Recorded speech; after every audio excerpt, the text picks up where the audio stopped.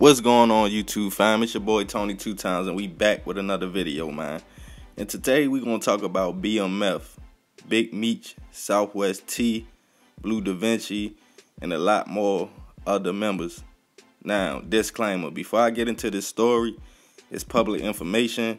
We don't do no ratting, we don't do no telling. We just get a story to keep the youth from going down this road. Let's get into it. BMF, the Black Mafia family, is a drug trafficking organization originated in Detroit, Michigan, that was founded in the late 80s by brothers Demetrius and Terry Flannery. By the year 2000, BMF has established cocaine distribution sales throughout the United States. Through their LA-based plug, they had a direct link to Mexican-based drug cartels. Two main hubs for BMF was Atlanta, Georgia, and LA. This multi-million-dollar drug organization started small, with Big Meech and Southwest T selling $50 bags of cocaine in Detroit during their high school years. This later expanded to a nationwide drug ring, with BMF in states such as Alabama, California, Florida, Georgia, Kentucky, Louisiana, Michigan, Mississippi, Missouri, North Carolina, Ohio, and Tennessee. With all this street money, Meech and other BMF members decided to clean it up by starting their own record label. The record label was called BMF Entertainment, which helped promote many artists such as Fabulous, Young Jeezy, and BMF's main artist, Blue Da Vinci. But with all that money being made, it was hard not to keep doing illegal activities. With over 500 members nationwide, in 2001, the two brothers got into a beef and split up. With Meech staying in Atlanta and T in California, the two barely spoke.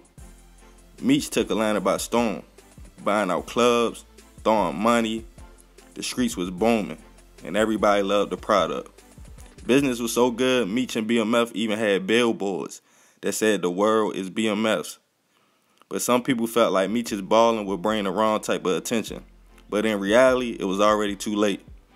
The investigation on BMF started in the early 90s to lead up to future indictments, which informant testimonies and drug seizures was quickly bringing them down. In 2003, a 2-year organized drug enforcement task force investigation began, named Operation Motor City Mafia. On April 11, 2004, BMF carrier and high-level distributor Jabari Hayes was pulled over in Missouri with a 40-foot motorhome containing 95 kilos of cocaine and 572 grams of marijuana. After that, police started a wiretap. Police kept making small arrests to get people to cooperate to get to Meech and T. An informant told police BMF operated 5 stash houses in Atlanta. About every 10 days, cars would arrive with drugs in a secret compartment, mostly about 150 to 200 bricks, and they were distributed to the streets. The cars were also used to transport the cocaine when someone wanted to place an order to be dropped off. BMF was unstoppable. With Meech buying out clubs and feeding thousands of people in the streets, everybody was happy. BMF got down in the streets also. With a mix of gangsters and gangbangers, violence definitely wasn't a problem. On November 11, 2003, Meech was arrested in Buckhead, Georgia, in an incident that would leave P. Diddy's childhood friend and bodyguard, Anthony Wolf Jones, dead. After an altercation at a club, and also Lamont Rick Gertie was also killed. However, Meech was shot, so police determined it was self-defense. In 2004, at an Atlanta club, a man named Prince Drummond was shot and killed after an incident that began when a BMF lieutenant nearly backed into Prince's porch. After Drummond hit the car to alert the BMF member that he almost hit his car, BMF members jumped out the car and started beating up Prince and his crew. During the fight, one of Prince's homies let off a warning shot to stop the fight, but a member of BMF returned fire and walked over to Prince while he was on the ground and executed him. And there were many more incidents that made BMF feared and powerful all through the city.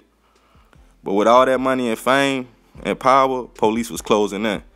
The brothers were indicted after police wiretaps and informants connected the brothers as the leaders of the organization.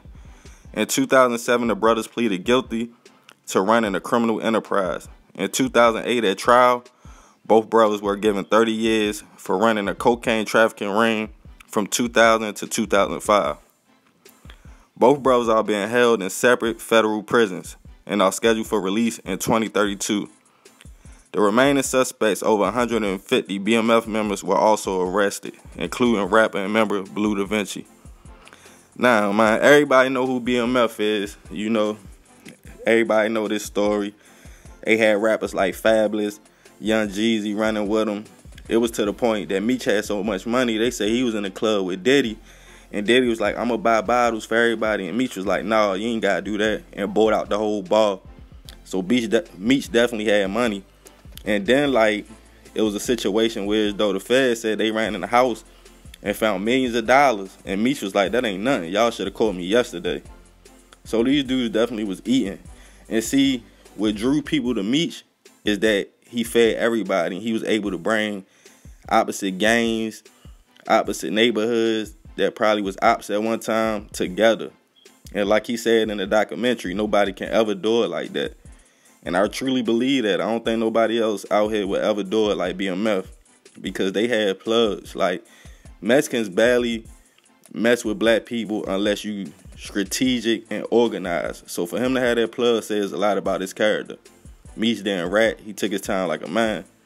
But for all the youth out there, man, y'all see Meech was balling out of control, making all this money. But when people interview him now in prison, he's saying he wouldn't even do it like that. You feel me?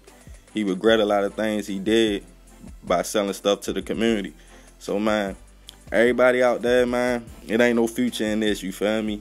Like, it's interesting to hear all the stories, but, man, do something positive with yourself. But, man, if you're new to the channel, be sure to subscribe, hit the notification bell for uploads. Family, y'all already know what it is. I appreciate the love and support I've been getting, man. Y'all stay tuned for more segments. Leave your comments below in this situation. Y'all check out the links in the description if you want to support the channel even more. We also got merchandise, so go check it out. Love, fam.